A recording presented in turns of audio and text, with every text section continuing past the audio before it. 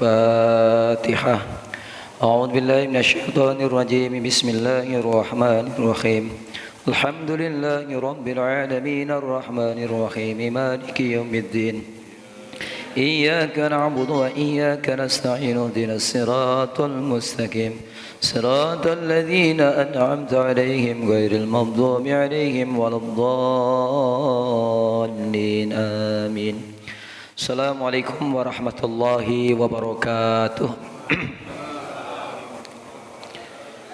Alhamdulillahilladzi an'ama 'alaina bi ni'matil imani wal islam wa ja'ala al-Qur'ana hudan lin-nasi was-sabilis salam wa ja'ala Muhammadin nabiyyan wa rasulan wa ja'ala mu'minina kulluhum ikhwan. Asyhadu an la ilaha illallah al-khaliqul haqqul mubin wa rabbul alam wa asyhadu anna Muhammadar Rasulullah shadiqul wa'di amin wa khairul anam. Allahumma shalli ala sayyidina Muhammadin wa sallam tasliman wa ala alihi wa sahbihi ajma'in wa tabi'an. Qala Allah ta'ala fil Qur'anil Karim, a'udzu billahi minasyaitonir rajim. Ya ayyuhalladzina amanu sabiru wa sabiru wa rabbitu wattaqullaha la'allakum tuflihun. Wa qala an-nabiy sallallahu alaihi wasallam, man kharaja min baiti fi talabil ilmi wa huwa fi sabilillah hatta yarji. Hadratul mukarramun, para alim, para ulama, para tokoh masyarakat, wabil khusus al-mukarram Bapak Ustadz Elan Taufik yang saya muliakan, al-mukarram Bapak Ustadz Sofyan yang saya hormati, Ketua DKM Bapak Haji Burhanuddin yang saya hormati, juga yang saya hormati Ketua Dewan Suro Bapak Majar Zen, yang saya hormati Pak Dedalang dan Pak Ustadz Rustian dari Al-Kausar, Pak Haji Solihin, juga Pak Sis, serta jamaah sekalian semuanya yang dirahmati Allah Subhanahu wa taala. Mohon maaf suara saya agak serak. Baru keluar kemarin, bahkan enggak keluar sama sekali ya. Kebanyakan konser kelihatannya.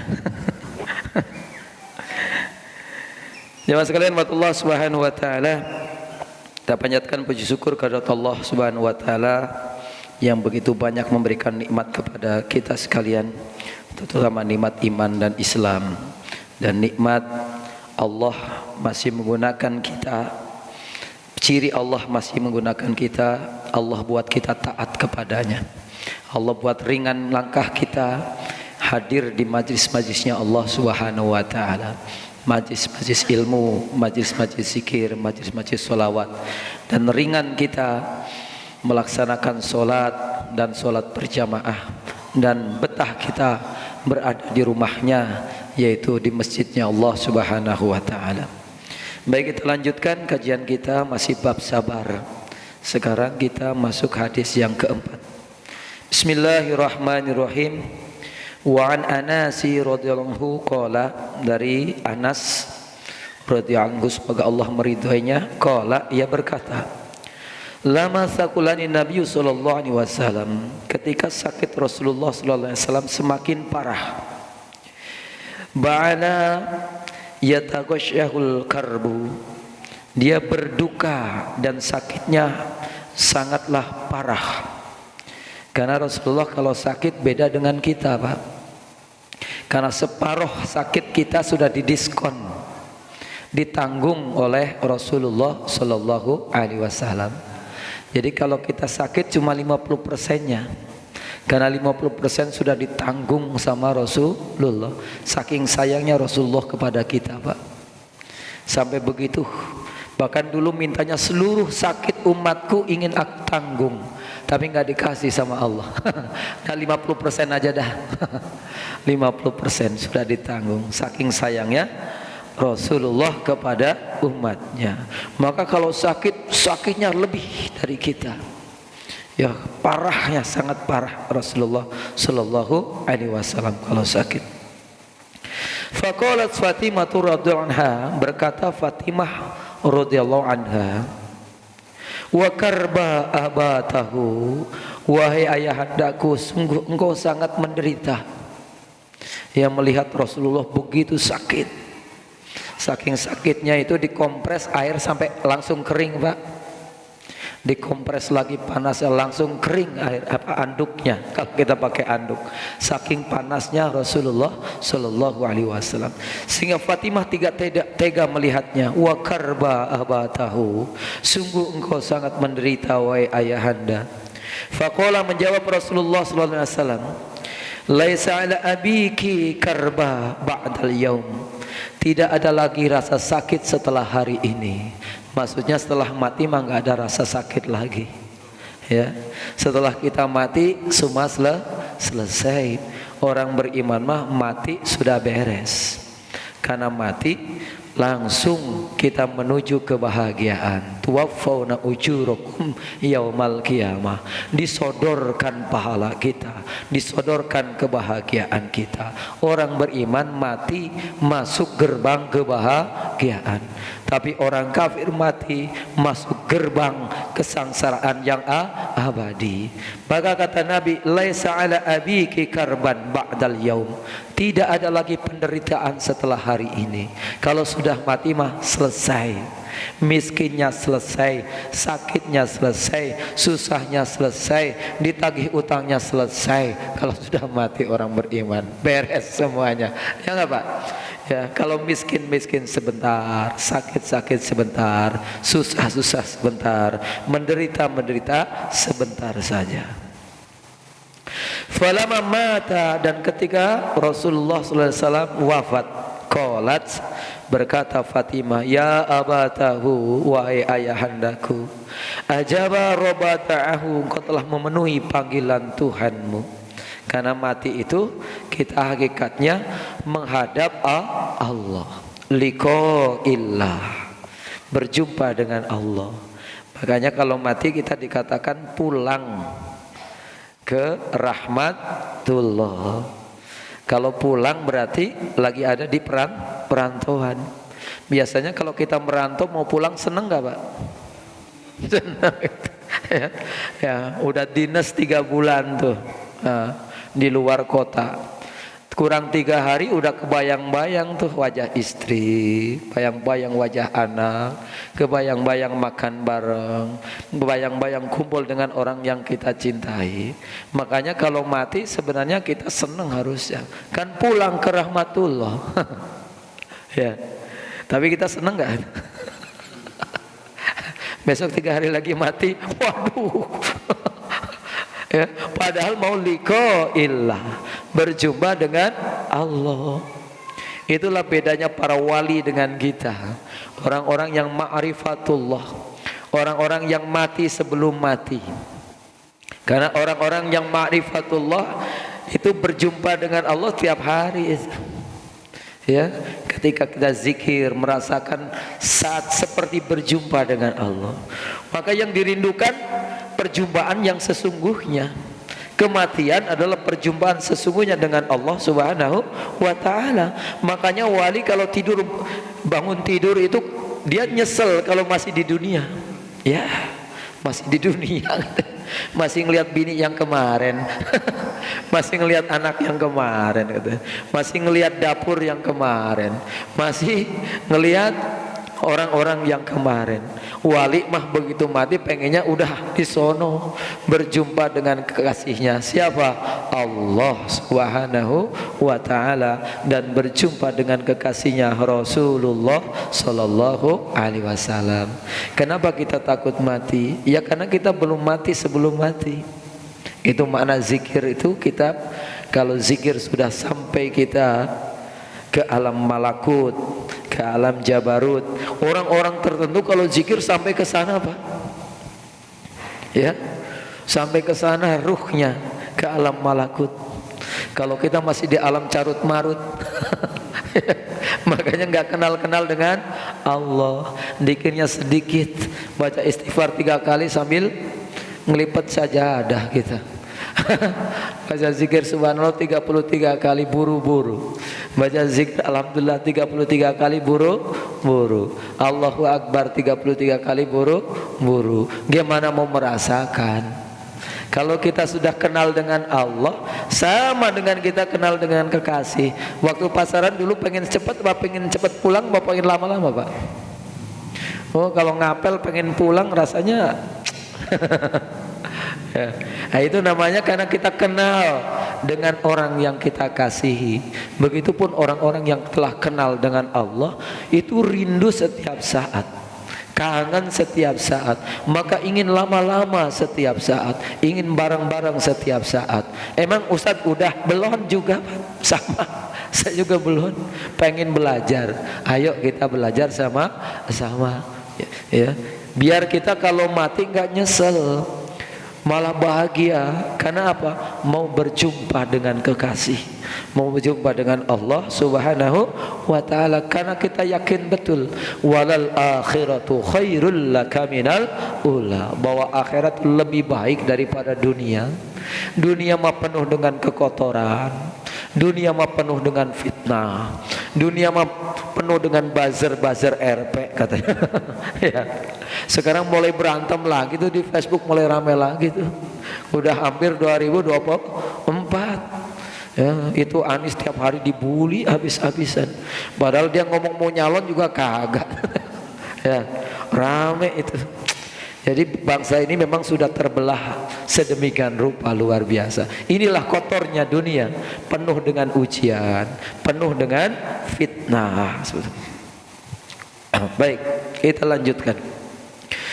Maka kata Fatimah, ajaba robba da'ahu, kau telah memenuhi panggilan Tuhanmu.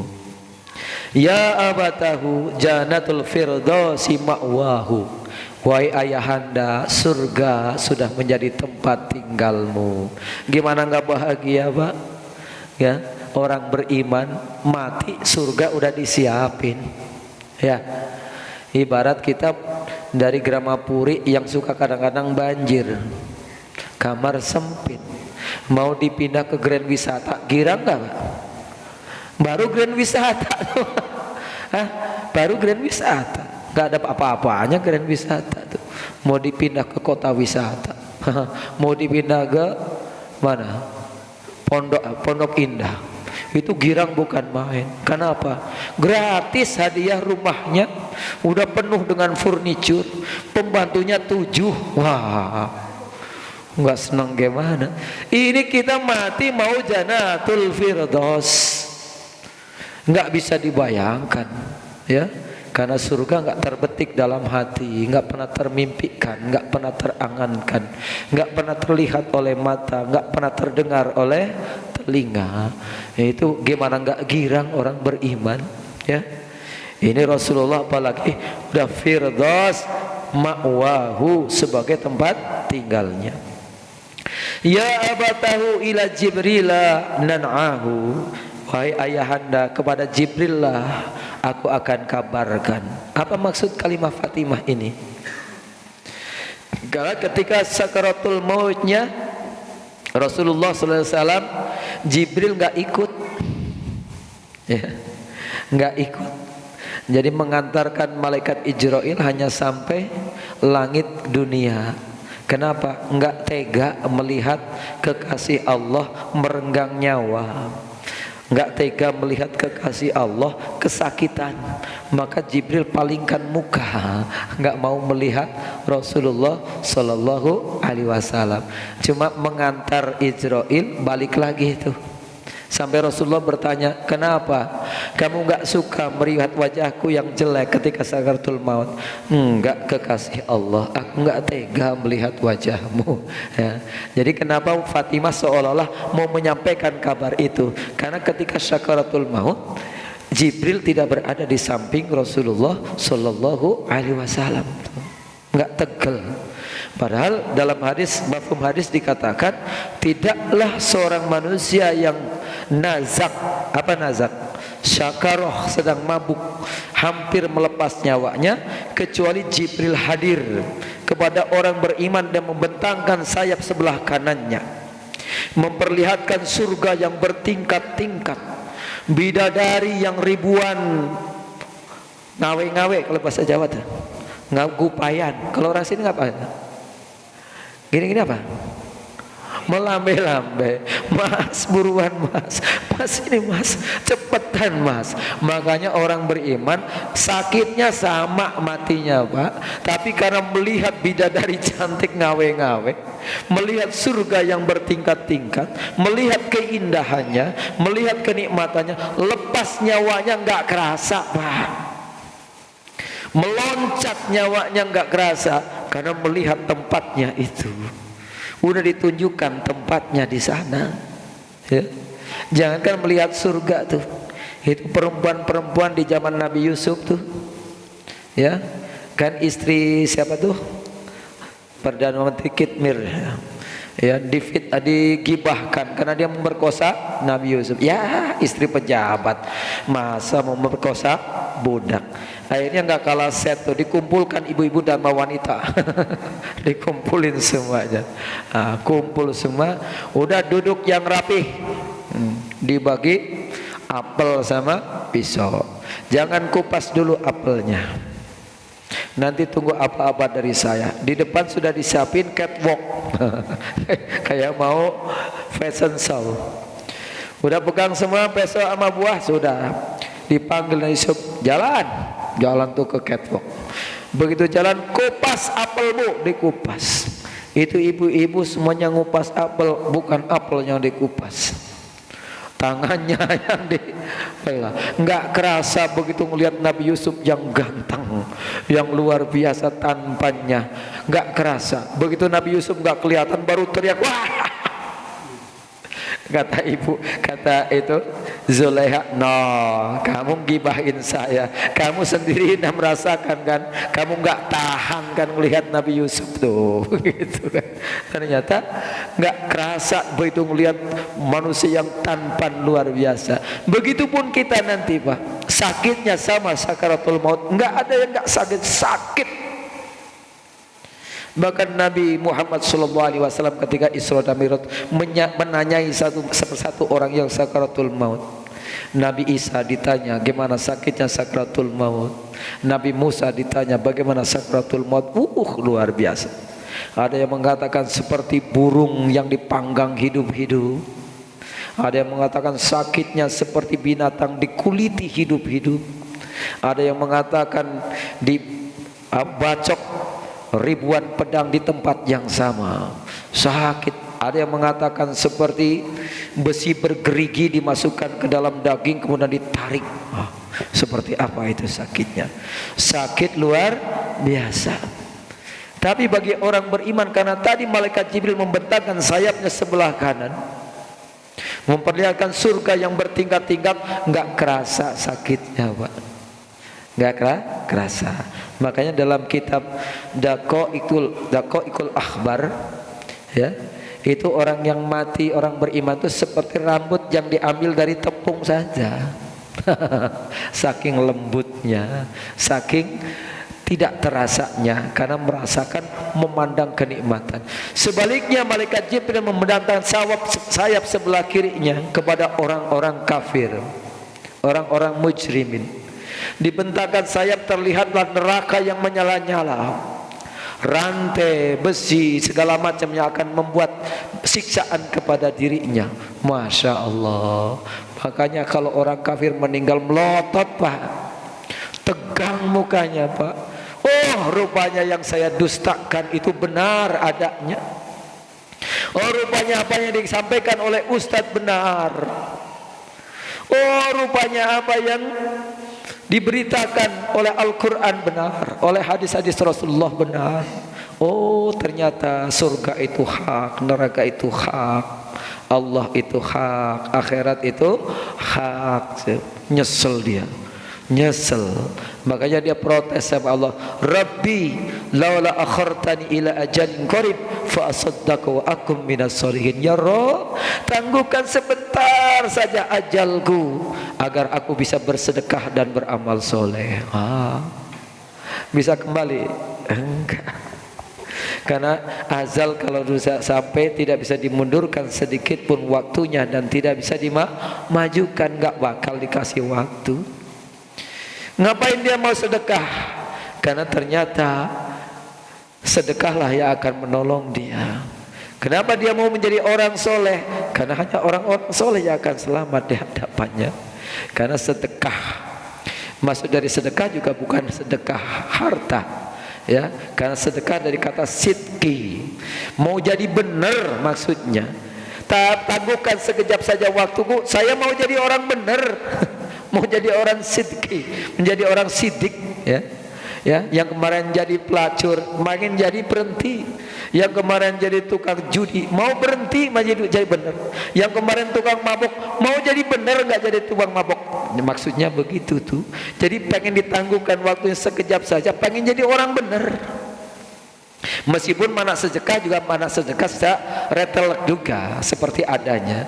Maksudnya memang kalau mau sedekah ya sekarang, masih hidup, masih kuat, masih gagah. Bahkan kalau sudah kakek-kakek saja kita mau sedekah susah, Pak. Karena ahli waris sudah nungguin.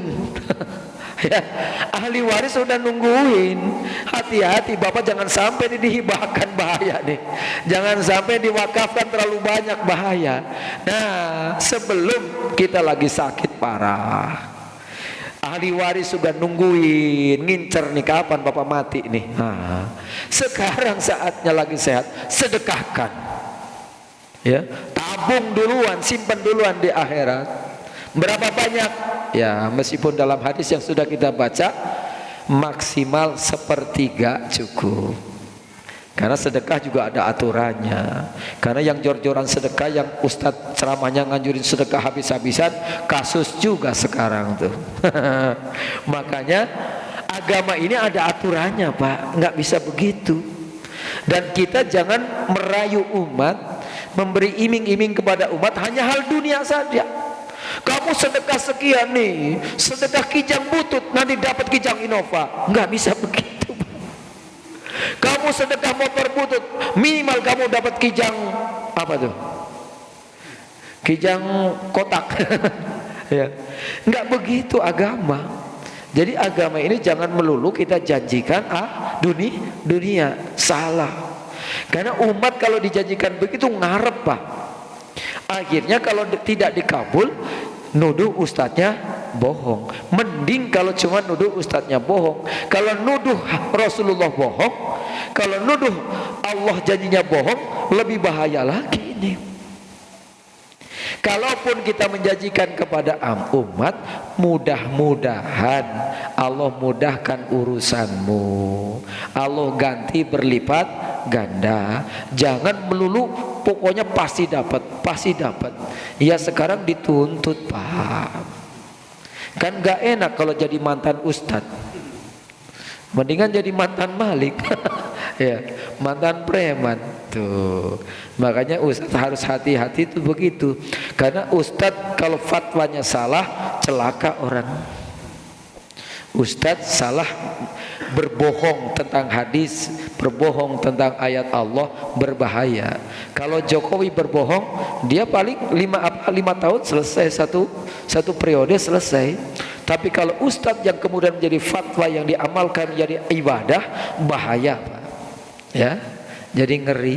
Maka harus jaga. Saya juga ngeri, Pak, karena sebelumnya saya kapasitas belum jadi ustadz, belum bisa ngajar, masih perlu ngaji itu. Tapi karena bapak-bapak nyuruh, jadi terpaksa saya ngajar. Masya Allah, ya.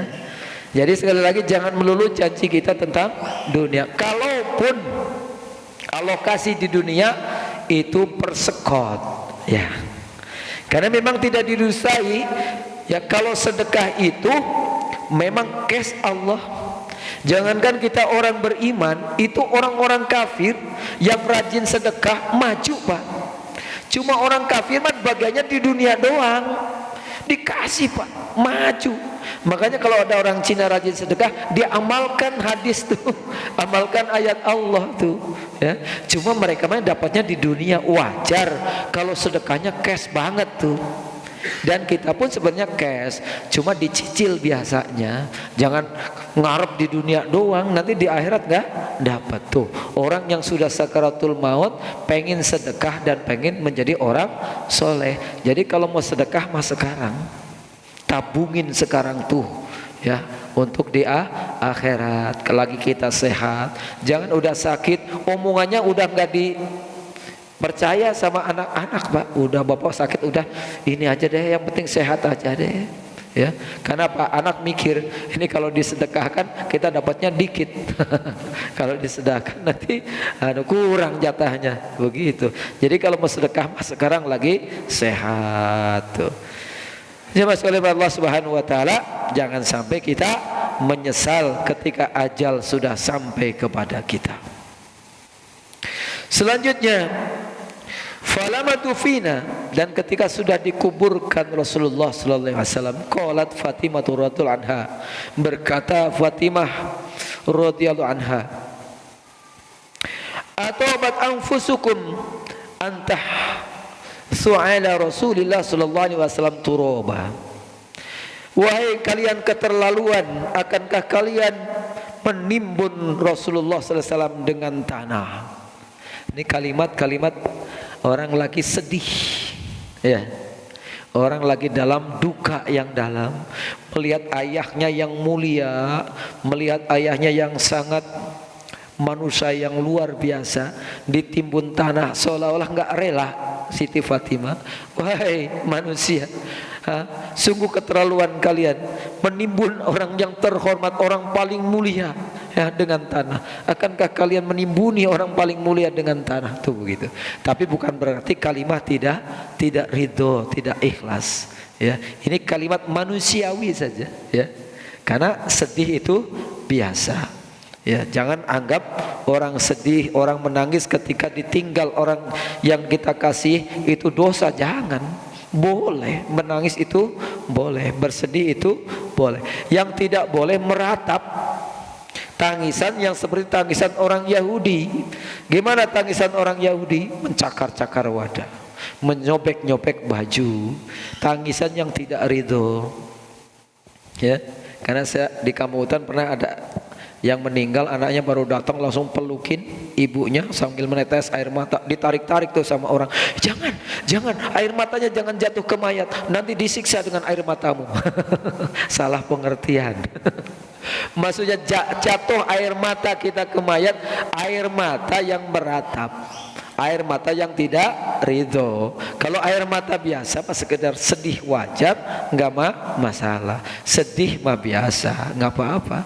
Ya, berduka biasa. Yang nggak boleh berlarut-larut, tidak ridho, tidak ikhlas atas ketetapan Allah Subhanahu wa Ta'ala. Jamaah sekalian Allah Subhanahu wa Ta'ala, kapan Rasulullah SAW wafat? Pada tahun 11 Hijriah. Ya, udah menunjukkan ciri-cirinya sebenarnya Rasulullah ketika mau wafat. Ciri-cirinya Ramadan itu biasanya Rasulullah hanya 10 malam terakhir itikafnya. Tapi Ramadan itu Rasulullah full 1 Ramadan iktikaf. Yang kedua, biasanya Jibril hanya menyimak bacaan Rasulullah, bacaan Qur'annya hanya sekali setiap Ramadan. Tapi Ramadan itu, Ramadan tahun 11 Hijriah sampai 3 kali. Jadi mengulang sampai 3 kali. Biasanya cuma sekali saja menyimak. Jadi Rasulullah disimak bacaannya. Makanya jangan kita kepedean, udah hafal Quran nggak mau disimak. Hafal Fatihah nggak mau simak. Begitu Ustadz simak Fatihah saya, masih banyak yang salah. Ya.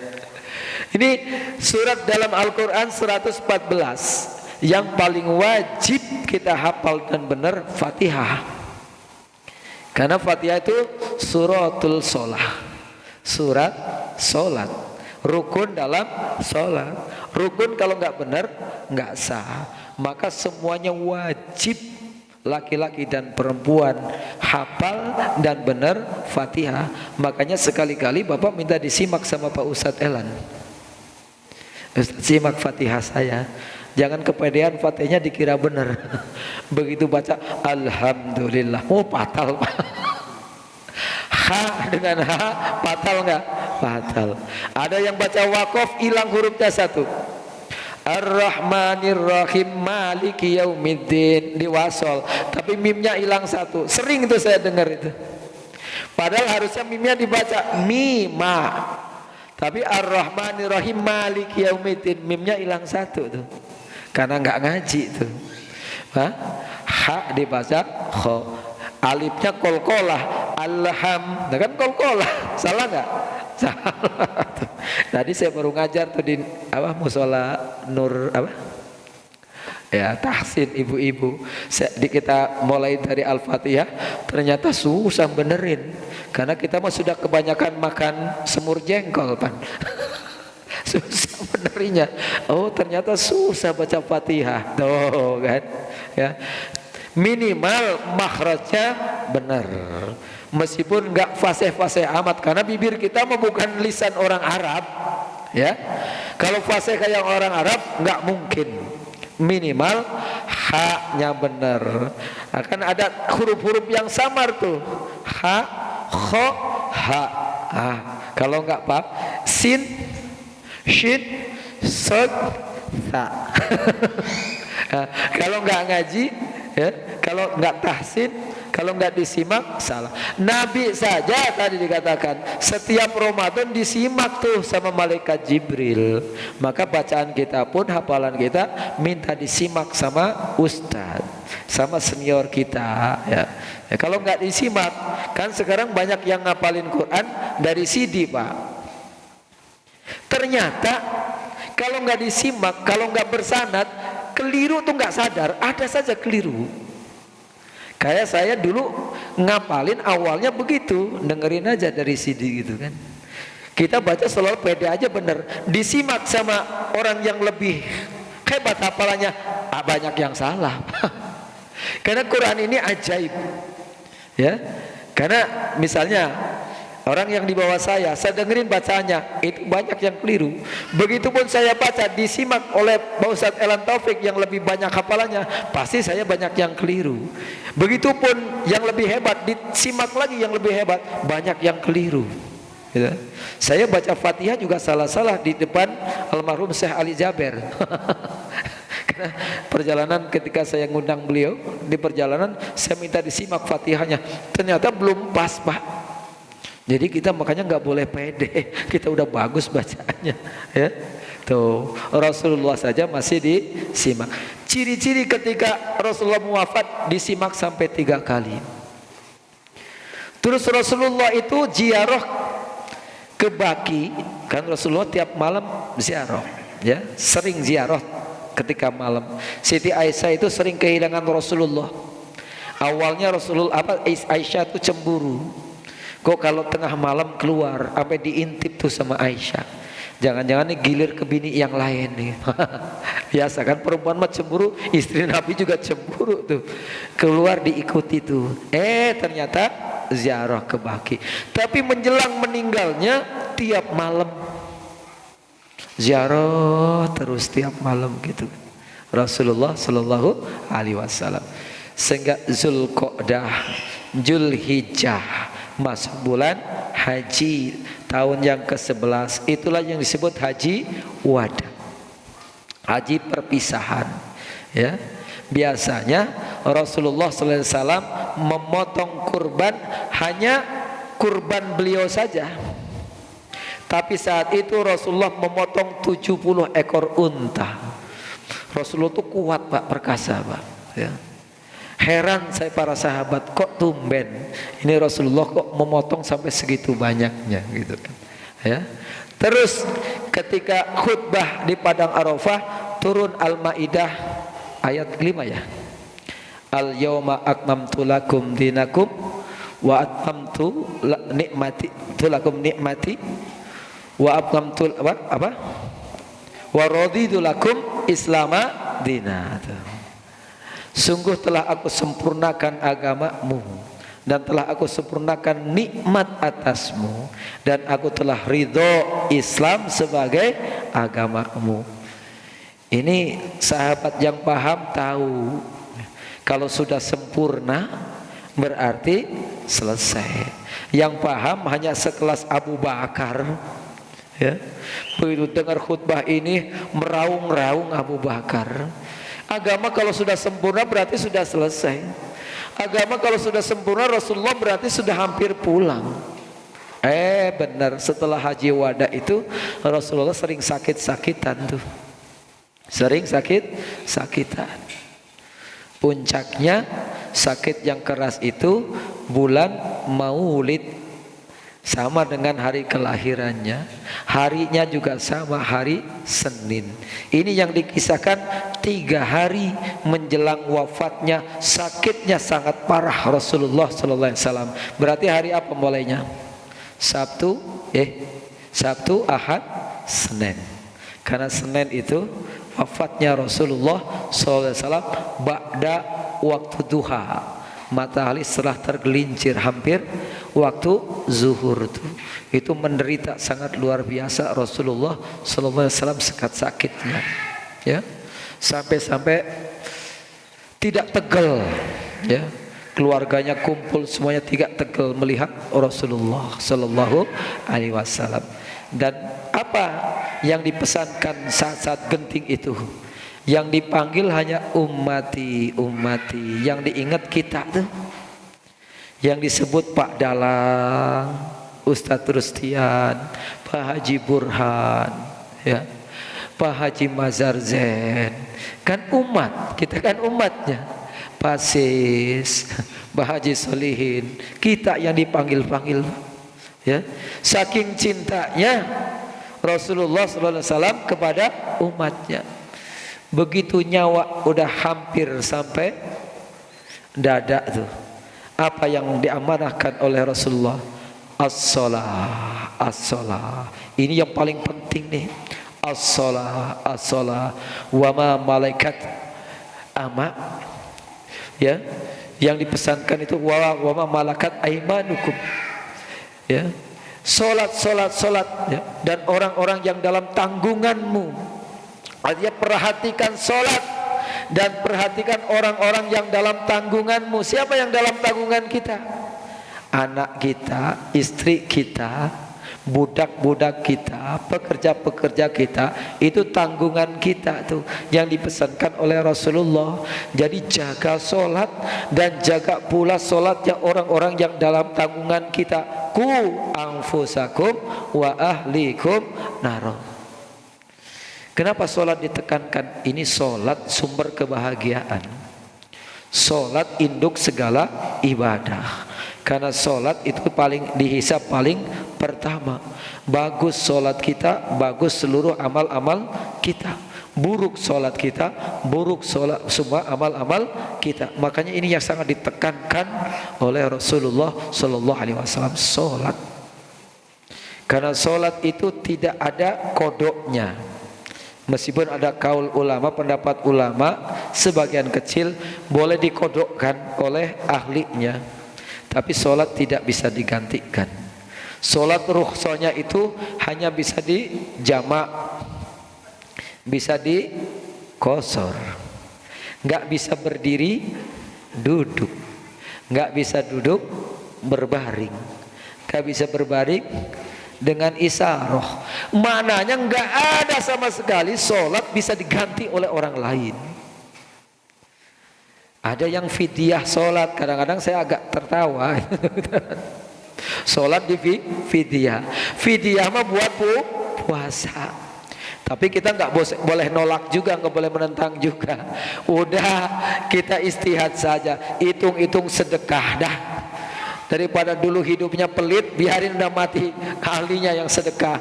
Kan diniatkan sedekah untuk mayat sampai juga.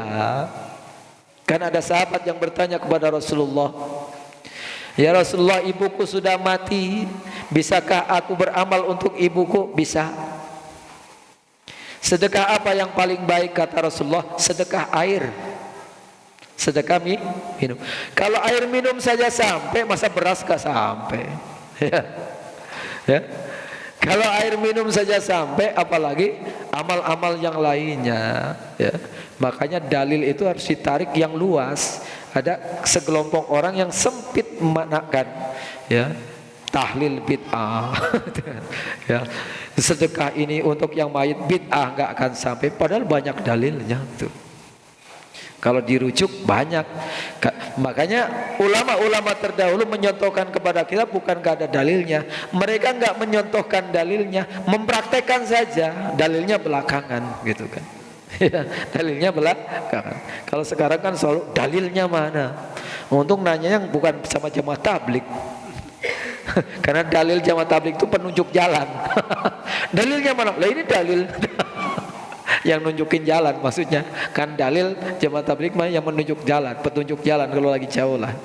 Masya Allah.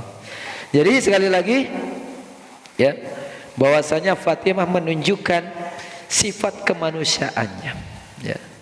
Merasa bersedih Rasulullah sallallahu alaihi wasallam mau wafat, menangis Fatimah ketika Rasulullah dalam keadaan sakaratul maut. Tapi dalam duka seperti itu dipanggil Fatimah, Fatimah sini. Dibisikin dalam telinganya. Habis dibisikin lagi nangis. Nangis yang sangat luar biasa, sedih sekali karena ayah paling disayanginya. Tiba-tiba tersenyum Fatimah dalam tangisnya. Kok nangis senyum? Sehingga Aisyah, yang Aisyah juga ada di situ, karena meninggalnya Rasulullah SAW di rumahnya Aisyah, dalam pangkuan Aisyah. Bahkan kalimatnya Aisyah, Rasulullah meninggal dalam campuran air liurku. Kenapa mengatakan begitu? Karena ketika sakaratul maut Rasulullah minta siwak. Makanya sunnahnya tuh kalau ada orang sakaratul maut dikasih siwak, disiwak. Nah dikasih siwak, kemudian dikunyah dulu kan, dilembutkan dulu siwak sama Siti Aisyah, kemudian ditempelkan ke mulut Rasulullah. Itu maksudnya tercampurnya liur Aisyah dengan Nabi Muhammad. Karena ada yang menerangkan Ustadz berciuman. Masa lagi sakaratul maut ciuman. Maksudnya bercampur dari siwak itu. Karena siwaknya dikunyah dulu kan, kalau pakai siwak dikunyah dulu ya, biar lembut dulu, baru disiwakkan kepada Rasulullah. Itu di rumah Siti Aisyah tuh. Jadi meninggal dalam pangkuan Aisyah. Ketika berbisik Aisyah curiga ya. Apa yang dibisikkan oleh Rasulullah? Ditanya setelah meninggal, apa yang bisa ketika kamu tersenyum ya? Apa bisikan Rasulullah? Kata Rasulullah, kamulah yang akan pertama kali yang akan menyusulku, katanya. Jadi Fatimah itu anak pertama, keturunan pertama yang akan menyusul sepeninggalnya Rasulullah Sallallahu Alaihi Wasallam. Maka tidak lama setelah Rasulullah wafat, Siti Fatimah juga wafat tuh. Maka Fatimah merasa gembira, ketemu lagi dengan abinya, kumpul lagi dengan abinya ya. Maka tersenyum Fatimah dari tangis yang sangat luar biasa sedihnya tuh. Jadi inilah sekelumit kisah wafatnya Rasul. Kalau dikisahkan mah panjang ya. Kalau dikisahkan mah banyak pesan-pesan yang sampaikan Rasulullah juga. Kisah-kisahnya panjang. Sampai Rasulullah sholat di papah ke masjid. Karena Abu Bakar berkali-kali diamanahkan, udah Abu Bakar saja imam, enggak mau.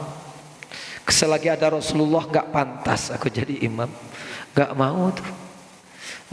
Makanya jadi imam jangan asal selonong aja. Kalau ada yang lebih hebat, lebih fasih, biarin yang fasih dulu, yang bagus dulu, yang lebih faham, yang lebih alim. Ya. Saya pernah di rest area, yang pakai baju gamis ada, yang pakai baju koko ada, yang pakainya sopan ada.